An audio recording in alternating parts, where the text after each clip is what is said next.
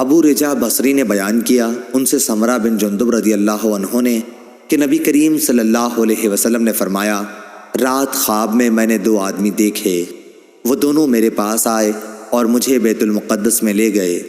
پھر ہم سب وہاں سے چلے یہاں تک کہ ہم ایک خون کی نہر پر آئے۔ وہاں نہر کے کنارے ایک شخص کھڑا ہوا تھا اور نہر کے بیچ میں بھی ایک شخص کھڑا تھا۔ نہر کے کنارے پر کھڑے ہونے والے کے سامنے پتھر پڑے ہوئے تھے۔ بیچ نہر والا آدمی آتا اور جو ہی وہ چاہتا کہ باہر نکل جائے، فوراً ہی باہر والا شخص اس کے منہ پر پتھر کھینچ کر مارتا، جو اسے وہیں لوٹا دیتا تھا جہاں وہ پہلے تھا۔ اسی طرح جب بھی وہ نکلنا چاہتا، کنارے پر کھڑا ہوا شخص اس کے منہ پر پتھر کھینچ مارتا اور وہ جہاں تھا وہیں پھر لوٹ جاتا۔